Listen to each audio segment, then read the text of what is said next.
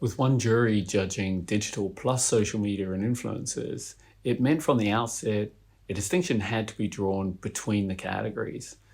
And that actually proved pretty easy. Since we live in a world where everything is digital, we no longer need to define digital as such. And when it comes to social media and influencers, well, the clue is in the name. Those categories pretty much define themselves. And with that out of the way, the jury were all set to dive into judging. I remember there used to be a great saying that today's newspaper is tomorrow's fish and chip wrapper. But that doesn't even come close to the reality of speed that we see happening today in social and the world of influencers. So to find examples during judging that feel uber current, that was tough, especially given entries span back over time.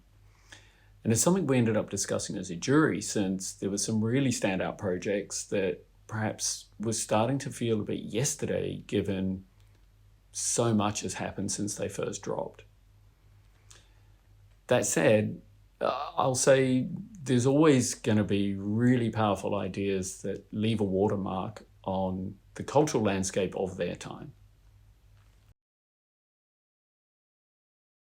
We set a North Star that looked above just great ideas brilliantly executed, and we sat there with a question that simply asked, did it matter? Did it matter to the consumer? Did its impact matter for the brand? Did it matter so far as pushing the industry forward goes? And did it matter in the context of the times we're living? And although it's a simple question, that proved super powerful when we were judging everything and awarding things from, on one hand, UX and creative use of data, through to social media, weird and wonderful, and digital zeitgeist. Were the jury tough or generous? Well, viewers will be glad to know they were both. I think generous in the terms of what came through to the shortlist and the discussion rounds, and then I'd say things flipped, and the jury became pretty tough once it came to metal. There were some great discussions that went on, and certainly no stone was left unturned when it came to asking if work was really worth it, if it mattered. So to all those that have won this year, massive congratulations. You impressed a truly world-class jury who were very thorough. I'm sure everyone will be asking, what about the Grand Prix? And that's a great question, given we had some really strong work in the show this year. I'd say there are a couple of reasons shows end up without a Grand Prix. On the one hand, there are situations where the jury feels there's just a lack of great work. On the other, there are situations where there's so much good work that the jurors are passionate about, it ends up cancelling one gold out from another, so none rise above. And this is very much the case with this year's shows. There's some great golds across the categories. All are inspirational and all are really worth celebrating.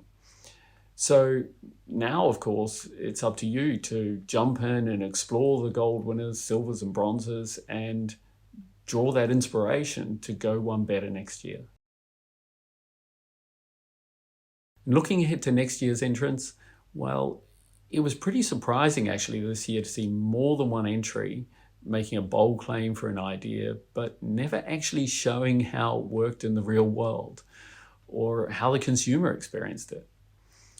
In other words, there were agencies that were entering a kind of vaporware film for an idea, if you like, hoping the jury wouldn't notice perhaps they'd skipped reality. Well, juries are going to notice. Juries need to see what actually happened with an idea in the real world. And if your work's going to win, it needs to land simply and clearly what the opportunity was, what the concept is, and how it was executed, including how that landed in the real world for consumers, what difference it made.